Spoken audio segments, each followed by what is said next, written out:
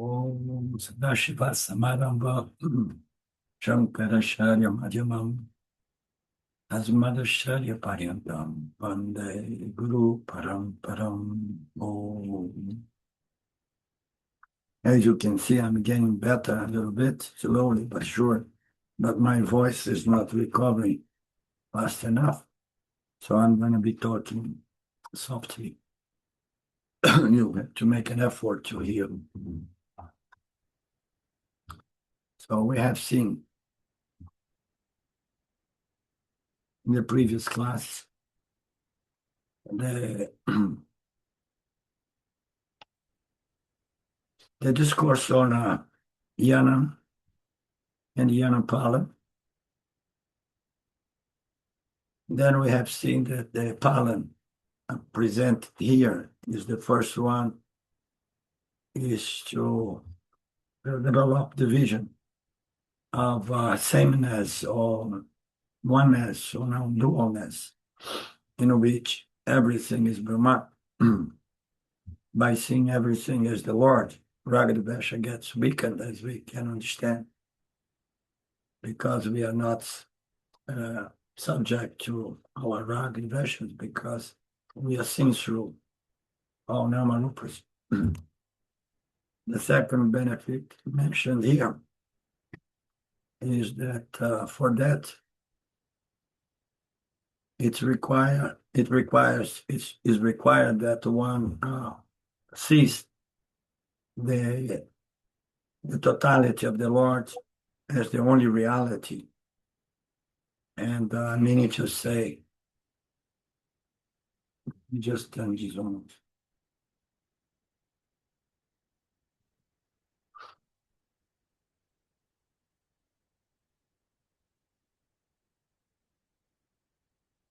So if you see the Namarupas, one of the characteristics of Namarupas is that they are Nitya Namarupas, means to say subject to death and birth and death.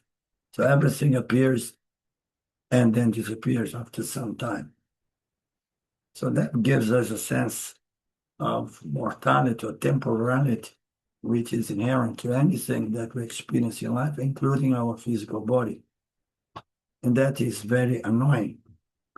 This limitation, this time-bound limitation. So when you see Brahman as the substratum, this sense of mortality begins diminishing, and the goal is to come to a point that we accept that which is the most difficult within the human experience, which is the death of the mortal body. This is a synonymous of maturity, to accept the death of the mortal body. And we can do that only to the extent that we identify with our mortal nature.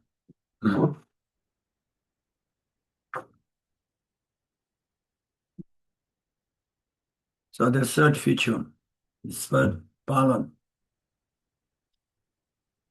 is you observe that this higher nature of the self, of God, howsoever we want to put it, does not do anything. Is the consciousness that illumines and reveals everything without doing anything. So we know that there is more to it. It's not only a karta, it is a bhakta, and it is nivikaram. It does not change, it does not experience, and it does not do anything. But the thing about doing is key here, because as a doer, we are tied up in this cycle of karma.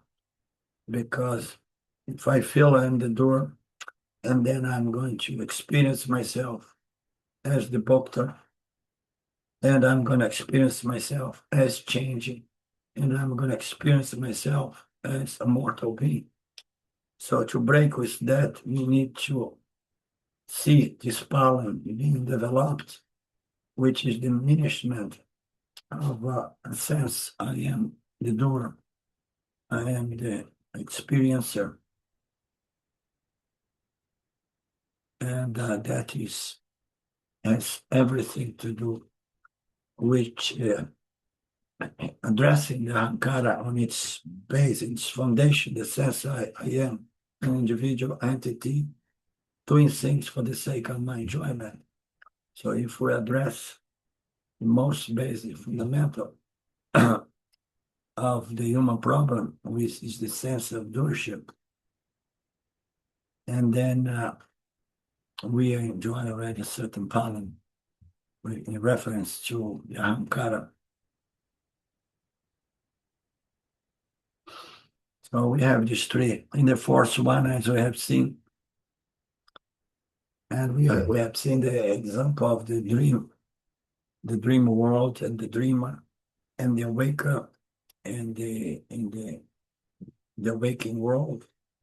When we dream, we feel like a creature within the dream. Upon awakening, we see that I'm not a creature, I'm the creator of the dream.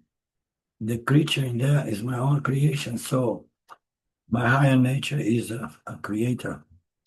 So when we make a parallel to the awakened state, it's said that there is another kind of awakening, which allows the individual to understand its higher nature and to see its inferior nature as a creature created by the very self, which is the only reality. So I, as Brahman, as the self, I'm the only cause of this universe. So when I wake up from my higher nature, I see everything being created by I, Brahman, I, the self. Even though some of our texts are going to challenge that concept as well, because you will say, creator of what? There is no creation to begin with, you know? So, but from this angle, Brahman is the causeless cause of the universe. Nothing has ever caused Brahman. Brahman is outside of causality, but it causes the universe without doing anything. You know, it's mere presence. By the power of its Maya, it projects and sustains the entire cosmos, in which the creator, Ishvara, the creature, Jiva, and the Jagata, the creation, emerged.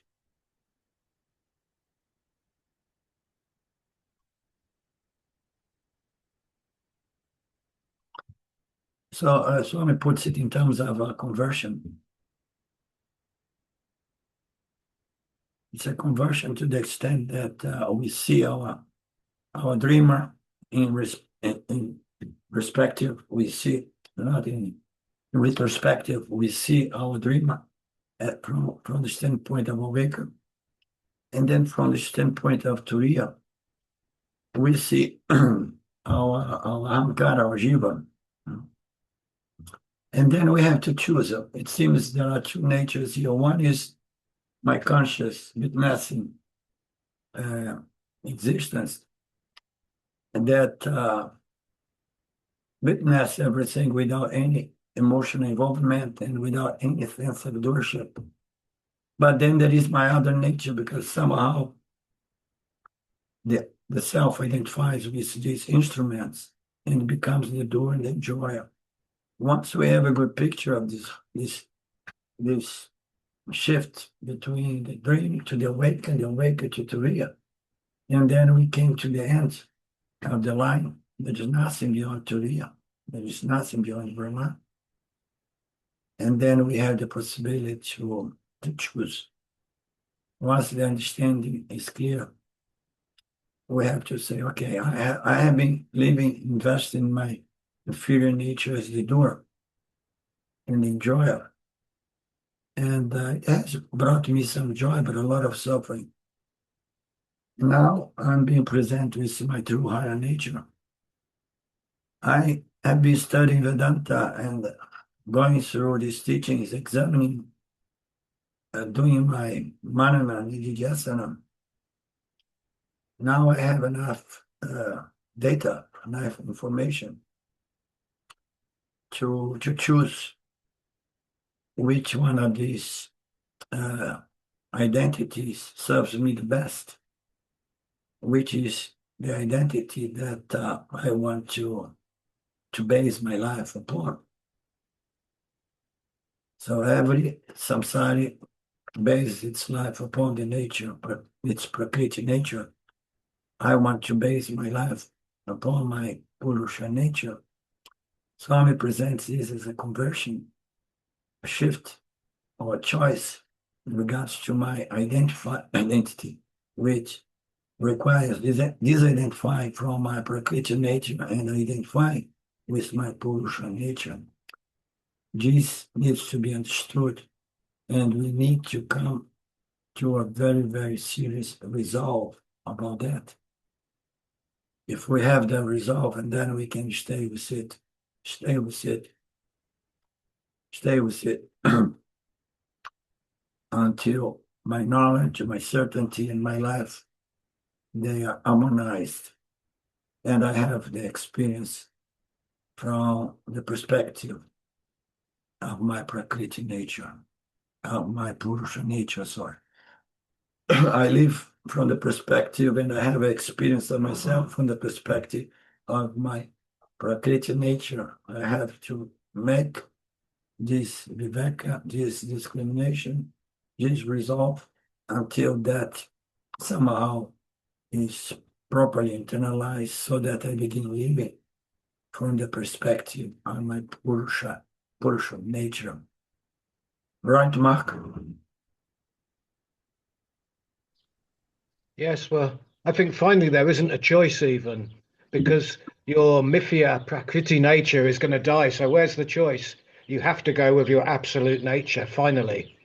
In the meantime, there's a choice, but there comes a point in time where there's no choice anymore because you just know that this prakriti nature is temporary. It's out of here. It's going to die.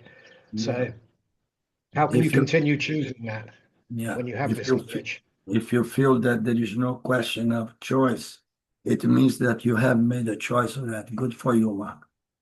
Yeah, I guess there is that. Yeah, you've made the choice already. Yeah.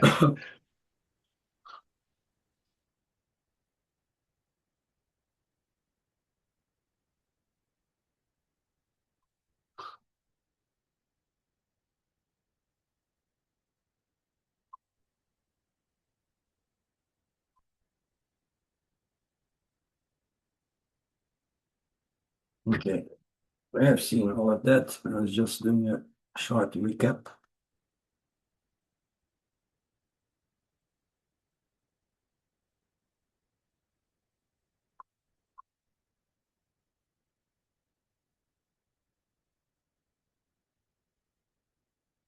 Verse 32, being birthless, attributeless, the Supreme Self is changeless. Though dwelling in the body, it neither acts nor is affected by Prakriti. So means to say it neither does anything nor it changes. Change is inherent to the nature of Prakriti. It's a superimposition upon Purusha. Purusha does not change because fundamentally we need to have an unchanging background on which change may take place. Simple logic. And we are this background, we are this substratum.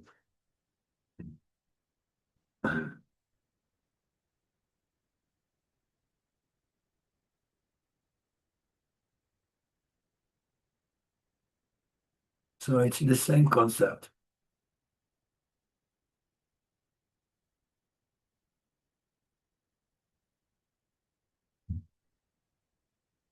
We have seen that knowledge can be compared to self-knowledge, may be compared to awakening up from the awakened world to our true nature as well. But there is a small difference. It's important. Every time this subject comes into place, that needs to be highlighted. Is that when we wake up from the dream, as we know, the dream is no longer present. But when we wake up from identification as the awake, the doer, the enjoyer, afraid of change and death, when we wake up from that, the world of change, the Vyavaharika, the waking world does not disappear. It remains that there. And that makes it very much more difficult for people to understand because they want to have an experience of the changeless self. The changeless self is not an object of experience. So self-knowledge is going to allow you to experience the changing Prakriti world from the perspective of I am the Jiva, changing. We see the change world, but I'm Purusha, the unchanging principle, witnessing the changing world altogether. There is an experience, but it's not an experience of the unchanging self. So the unchanging self is the most visible, the most subtle, not available through sense organs and the mind, intellect in its inference. It's available through a direct knowledge as we know it, a Kshetrajña. And that makes the person live, experientially speaking, a totally different life. The world is the same. The problems are there. Everything's changed. The body is getting sicker and sicker as the years go by. But there is a sense of freedom from the changing world altogether, which includes our inferior Prakriti nature.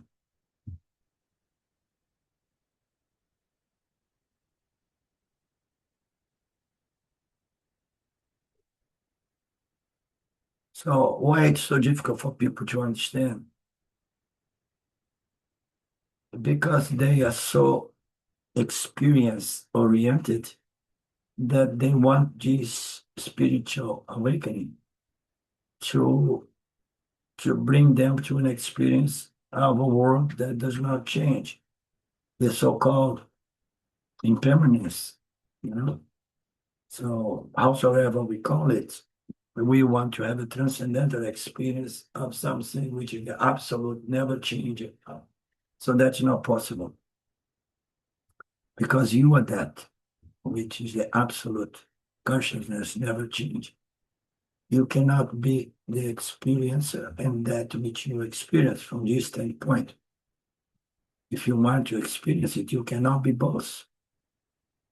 But if you give up on the idea of experience, the self, in duality, and then you can understand that you are both. You are the experiencer and the experienced in any experience within.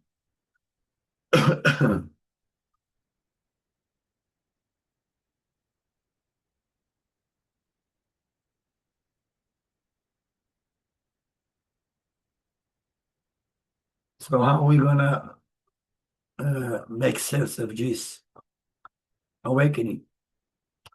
We can make sense of this spiritual awakening and value this spiritual awakening, not in terms of mystical awakening, esoteric or spiritual epiphanies.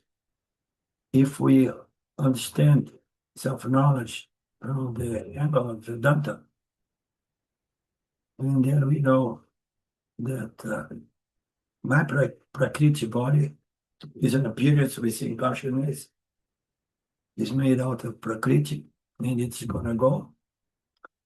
But I have somehow got the direct knowledge that allows me to understand my true nature, that changeless, doer, cartless,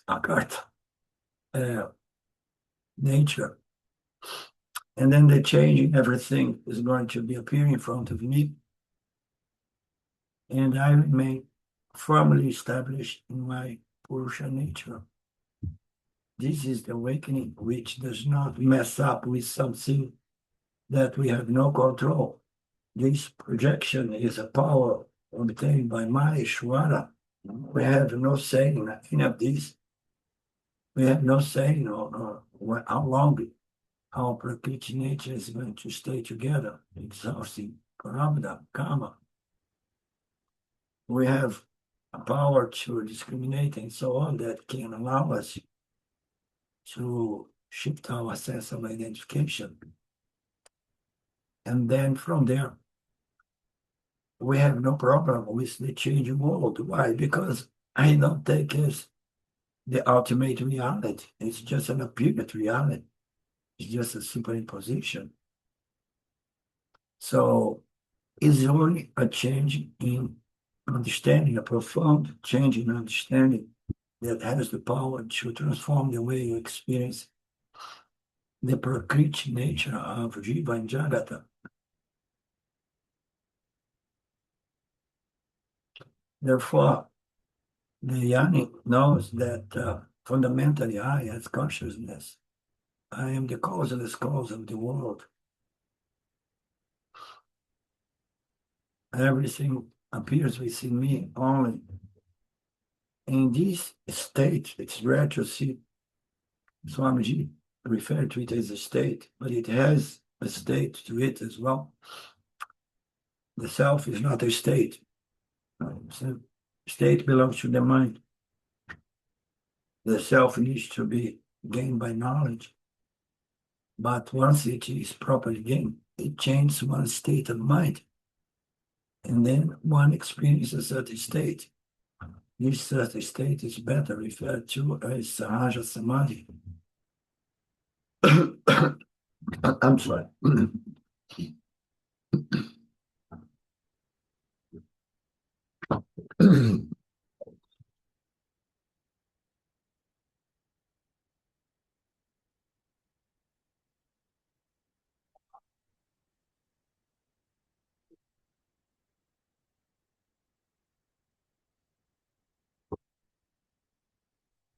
Here, Swamiji is talking in terms of state. He says that the wise is going to see this world as a projection within Brahman, within consciousness. And this projection continues to appear. And this Jnani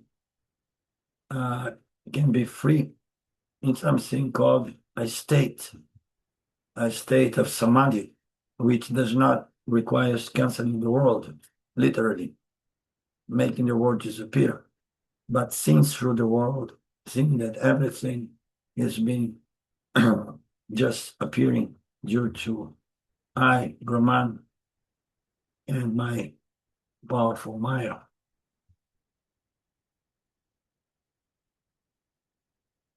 And that is referred by as Jivanmukti,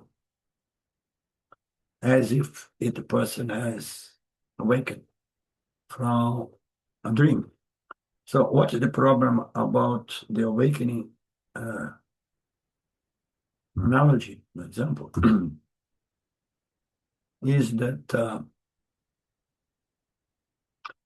when we awake from the dream disappears. And then I'm in a state, this state is the awaker. And then I expect that this state will never disappear, but then the awaker is going to become a dreamer again. The awaker appears and disappears as well.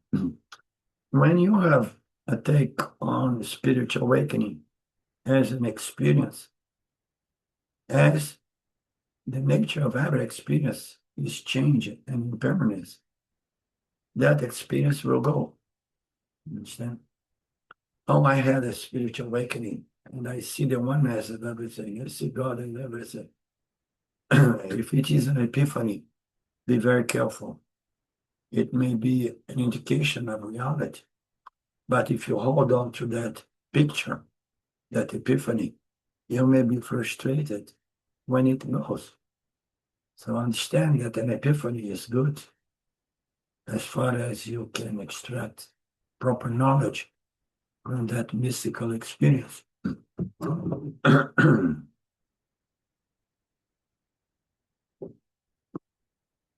For the spiritual awakening within our sampradaya, it happens cognitively, so that you got a knowledge that does not come and go.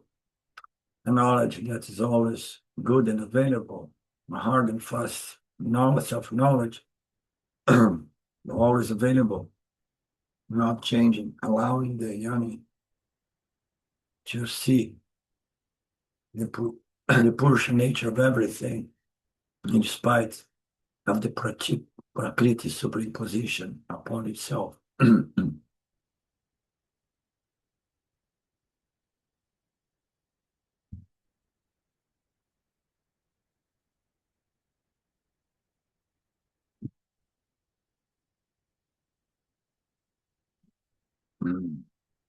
So thereafter, the dream continues. The dream, who is dreaming? No, let's say, Ishvara is dreaming, Maya is dreaming, or the mind of God is dreaming, projecting duality, which gives us the sense of reality. So this show continues. And then the Jivamukta will enjoy the glory of this projection, the glory of the Lord in projecting this awakening dream. But the young is not going to be frightened when the projection is unfavorable, when it's challenging. Because now the young understood the dreaminess nature of this awakening experience of ours. Is a dreamlike experience. It's all happened due to the power of the Lord. Maheshwara. I don't have any say. It will carry on as long as my Parabhada dictates.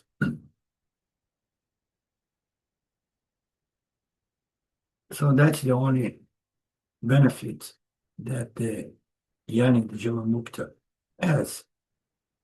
Enjoy this show without or with minimum emotional involvement.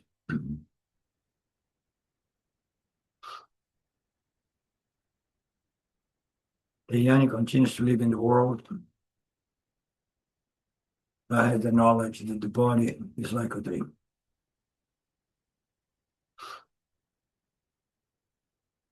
So let's see what he says here. Whatever gain and loss we have, it's in a dream. And we can, I'm sorry, I apologize, I have to pause again here.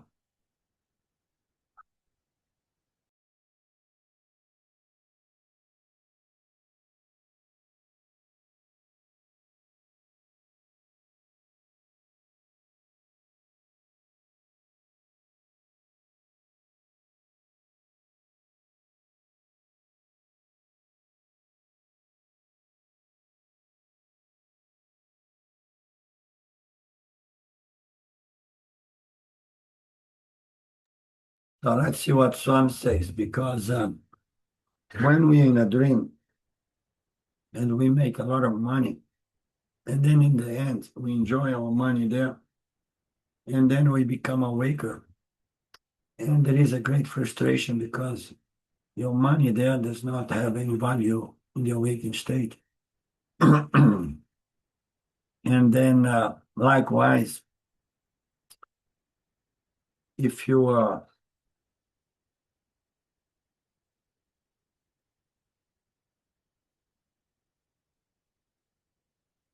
have a lot of money as a waker, a lot of money in the bank and so on, but as we know in Nietzsche, things come and go, and then you lose everything.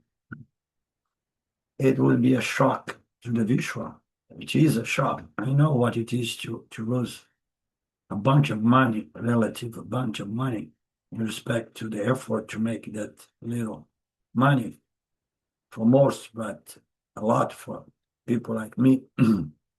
It hurts like hell. So when you lose things, once you establish and you understand that as far as your true nature, nothing can be added or subtract from you. And then what happens when you have a breakdown, financial breakdown, you lose everything. So I'm saying here, those things will not make any difference. Will not make any difference to me because now I am establishing my higher nature. I'm waiting to see if Swami is going to keep it in absolute terms or not. Yes, Lynn?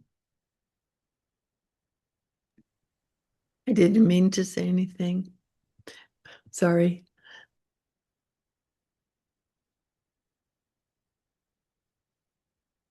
Therefore, Krishna says, I, the Atma, my own higher nature of consciousness, is not subject to any change, nirvikara, just as the waker is not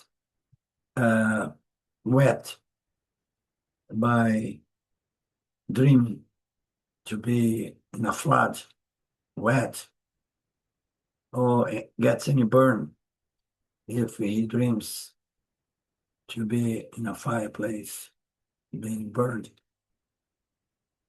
What's the reason? The reason is, as in the verse says, I am not affected by anything of this world. So this concept, I'm not affected by anything of this world, has to be understood as a gradual process. Okay, you need to be so extremely evolved and to come to that level of not only understand, but stand from that understanding. In the moment, you are losing everything. You understand? So this is detachment. Detachment is the most difficult thing to begin in life. If there is one thing we can pray to the Lord is, help me to develop more and more detachment. Because it says everything. Vairagya, detachment. I'm not attached to anything because I know my higher nature and I don't associate with anything here. And furthermore, I don't lean upon anything here. Thing come and thing go. The body comes, the body goes. And once fortune comes, one fortunes may go. So I am the self. So that is my take. The same way Swamiji often presents that self-knowledge is going to give us the power, the strength, the balance to deal with the ups and downs, the challenge, the gains and losses of life with a certain capacity not to crash, you understand? But just to stand up, remember your true nature, and say, what? So what? No.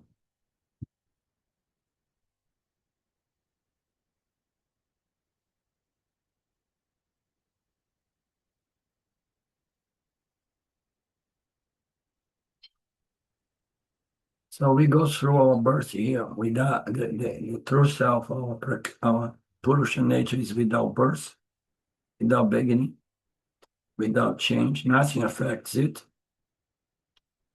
And then Krishna says here, Swami is recalling Krishna in respect to our higher nature. Nirvikara. In Tattva Bodha, says Swami, our birth goes through 6 levels of modification. Let's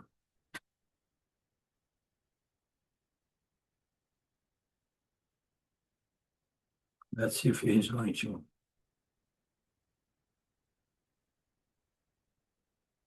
The Atma is attributed, therefore there is no modification.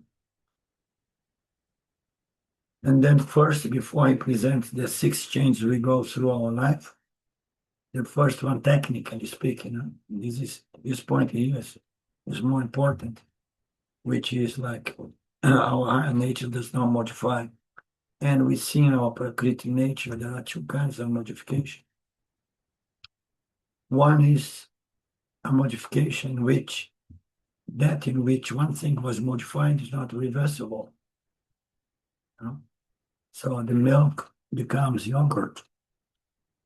Once you turn this into yogurt, the yogurt does not turn back into milk.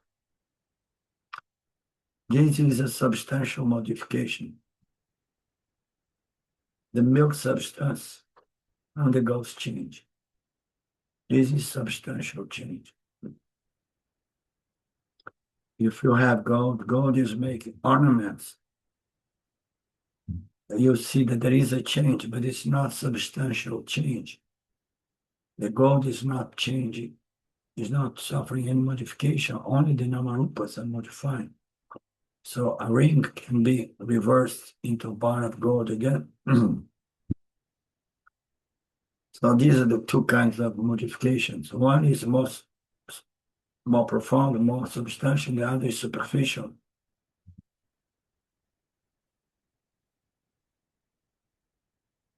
Therefore, the change is twofold: substantial or superficial attribute change. Atma does not have any one of those chains, being birthless. It does not have substantial change. Being attributeless, it does not have attribute change.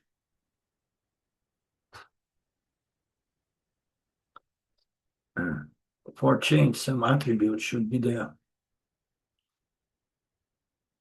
Definitely. Only the attributes are going to change. When it is nirguna, how can there be any change?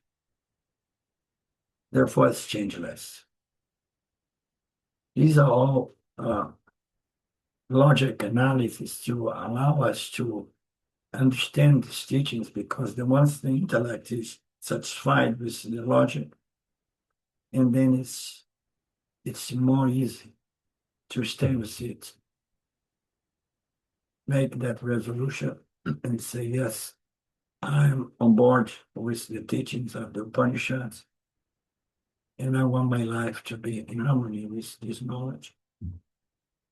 But if the intellect is still doubting, finding mistakes, logical mistakes, then it's a bit more difficult. This Atma, even after I wake up, knowing that I am the Atma, I continue to be in the body also. The body is changing. So what is the advantage of all of that? Is that the Atma, my Purusha nature, it does not change. It does not do anything. By not changing, it's free from mortality, it's free from attributes, and furthermore, it does not do anything. For doing things, I need attributes to make myself a doer. Therefore, I'm not a doer, I'm not a bhokta, I'm a kata, a bhokta. Without being a bhokta, it means to say, I don't reap any palam. I'm beyond punya palam. I'm beyond karma and karma palam. Actions and its results. Only my sharira, my prakriti nature, got action and results. Mind has got action and results. But the Atma does not have action and results. Therefore, what is the next benefit?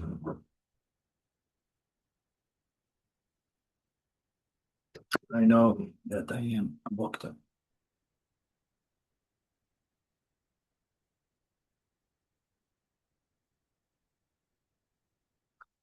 Swami said that before in the verse was we were talking about a karta, but he's adding a book as well, as I have mentioned as well.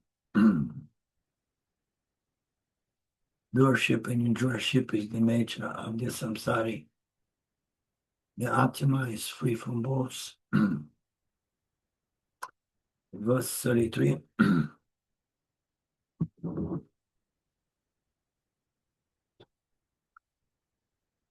No, I'm going to save my voice for my weekend class because I came here to join my son and my granddaughter, and he loves to have intellectual conversation with me. And we'll see.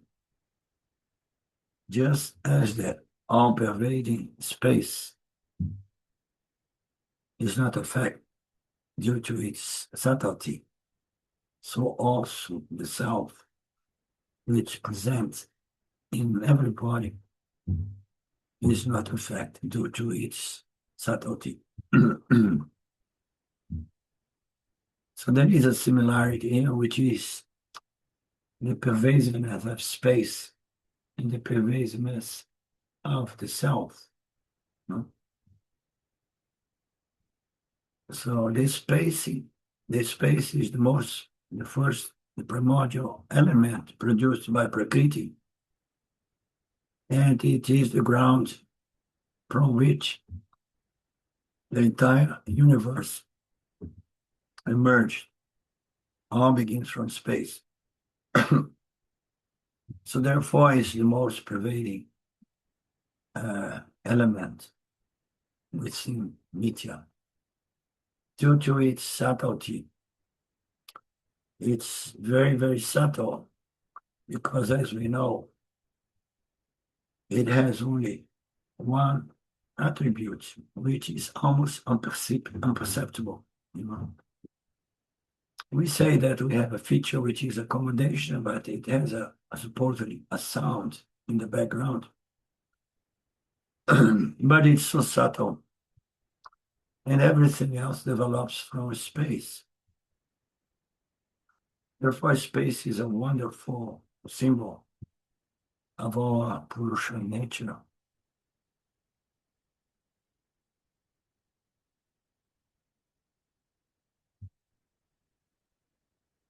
The self, which is present in everybody, is even much subtler. It is the absolute subtlety. And it is the thing which is not a fact. So, is the space a fact by anything which is a byproduct of itself?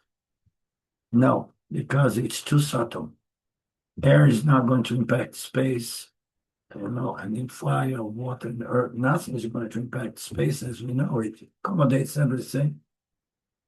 Buildings are erected and then they explode and destroyed, and the space is untouched due to subtlety.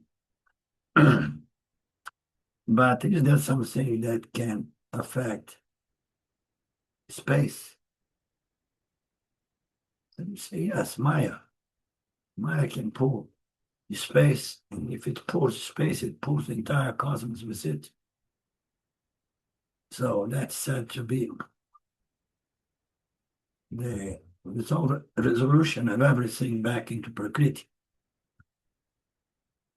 But the self is absolutely not affected by anything. But Swami is reminding us in the previous verse, Lord said that Atma is associated with everything, but not affected by anything. This is called immanence or transcendence. That's very nice. This is transcendence. Immanence means which is associated with everything, but yet it transcends everything. Which means that although it's always present, it's never affected by anything. Sometimes we say that the self is a sangha, It's never associated to anything. But then here and there we have the concept that the self transcends everything, but it's present. We see the association of Prakriti nature, we see the self, we see consciousness. From the standpoint of Prakriti, Prakriti is associated with the self.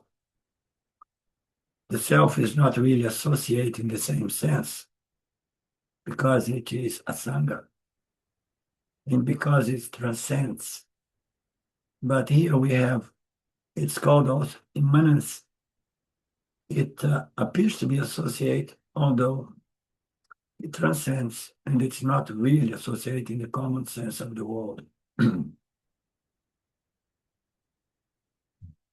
Because it's not affected by anything. And then the simple example, the Dantic example of the move in the screen. Every object is projected upon the screen. The screen appears to be associated with every one of those projections, but the screen is free from everyone. If the projector has a lot of water, it does not get wet. If there is a lot of shooting blood, it does not get bloody, the screen. If there is fire, the screen does not burn. So that is a wonderful example.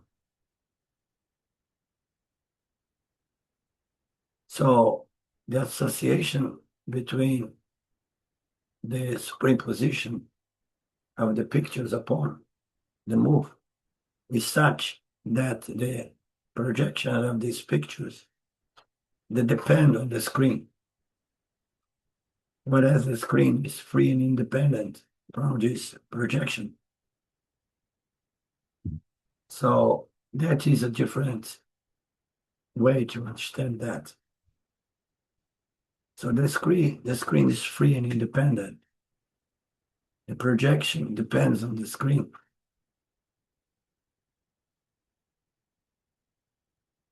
This, in every show, the screen is the same. That's mean that there is immanence. The screen transcends. Okay. Anything that associates to it through the projection, it's beyond, it's free from this association. The association is required.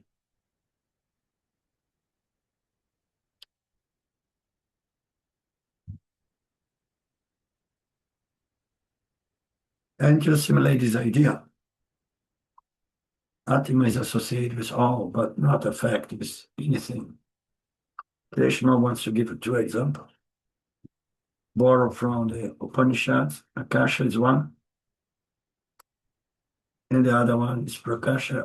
It's not by chance that those are the best symbols of the self, space and light.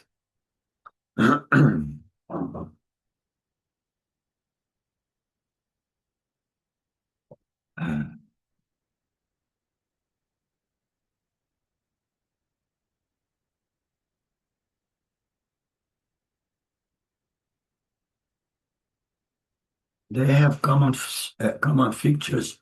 As we know, every one of these examples, they serve. We are putting something from nature, which is defined by attributes, to compare with something which is satya, which is free from attributes. So, of course, they can never be on the same page completely. Okay, so some things, they're going to have some common features, but some uncommon features as well. Because if they would have all common features, and then they would not be an example or an analogy, it would be just the self.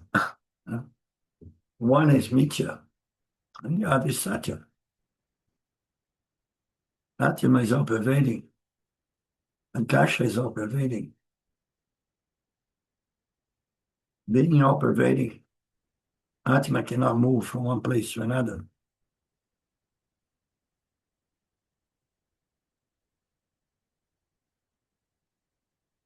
Your body can go, you cannot go.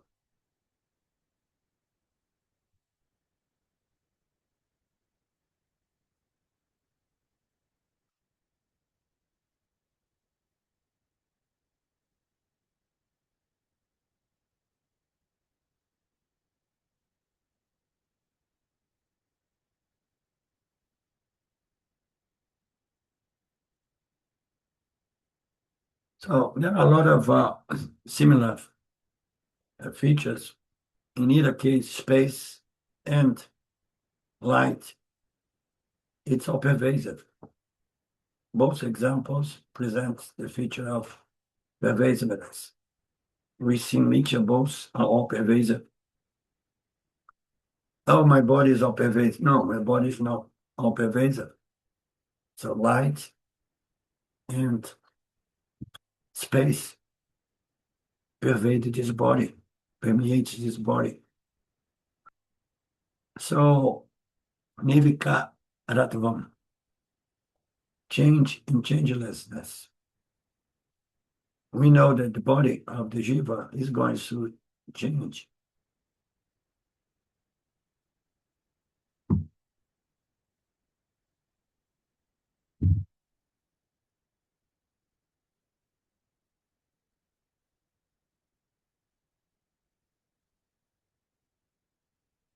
Time, in this main thing, Krishna is going to talk about time now.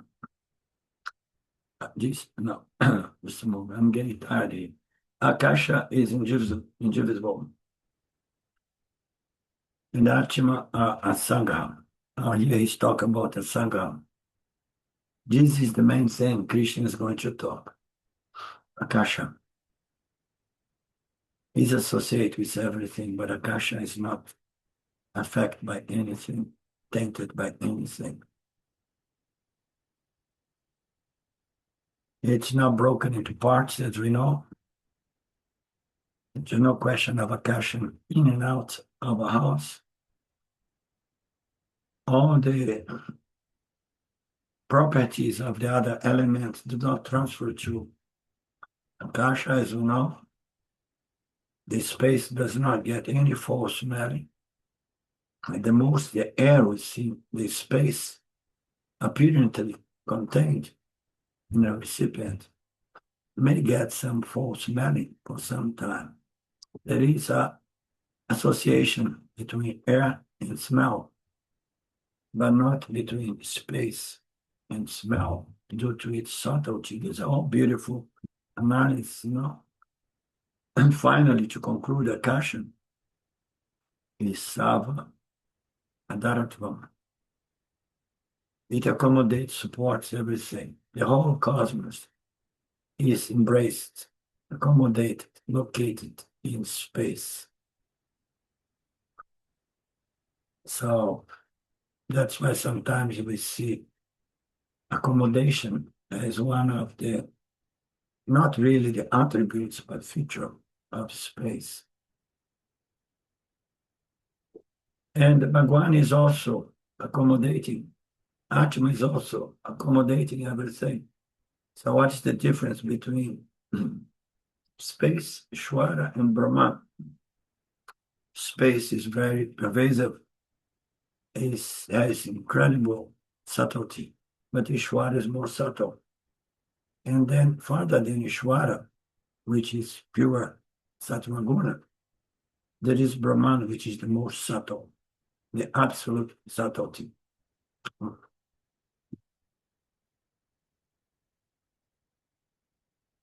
Therefore, Atma, we say, is like space.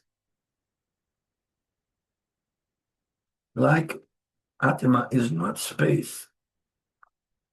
It can be compared to space, but it has many features which space does not have. Not attributes, because Atma has no attributes, but it has some certain features that space does not enjoy. the most fundamental is that the Atma is of the Chetana nature, is of the nature of consciousness, sentience. And that is the sad part about space, because we start seeing space up there, oh, it's inert.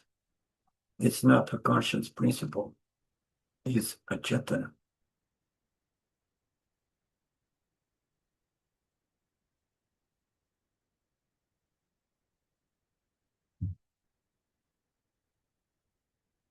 In fact, Akasha is something so subtle that is very difficult to be understood intellectually. Scientists have difficulty in determining the nature of Akasha.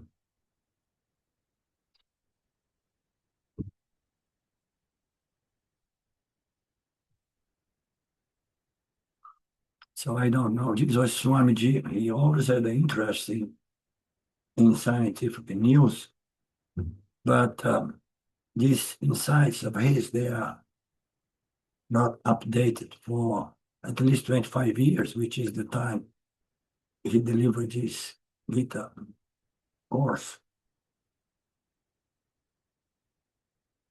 Scientists at that time did not have any clue about what space is. Possibly does not have any clue nowadays because of its subtlety. But I believe that it is a thing. It's not nothingness. It's not the void. It's not emptiness. It's a thing. They even have this theory that it can be curved to allow space travel, for example. The space is all pervading within Mithya, and it's not affected by anything.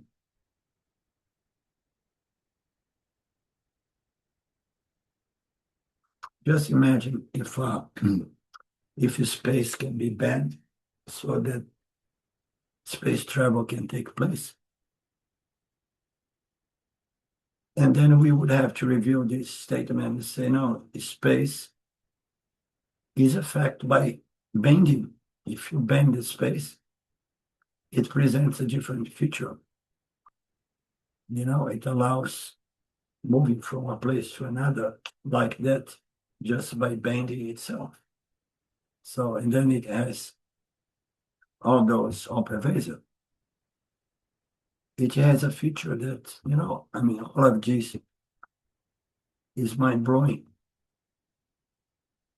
In the same way, Atma is not tainted or affected by anything such as the pollution, even though it is associated with everybody. Body may be fat. Atma is not fat, and so on. Body may be new or old. Therefore, Atma is compared to Akasha. But we need to understand the limitations of every one of these analogies. I'm going to stop here. And we're going to meet again next Monday, right? Shvaraviri.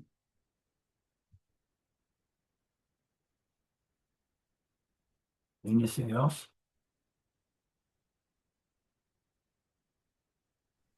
Well, you were talking just then about bending space, but if space is all pervasive, how can it be bent? Yeah.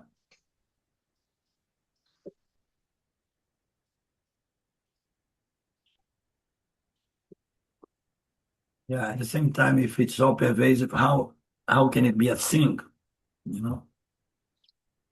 A thing is defined by attributes Yeah. and so on. So, since it has almost no attributes, science might take it, science can never really come to a good understanding of what's going on in nature, the cosmos, and so on.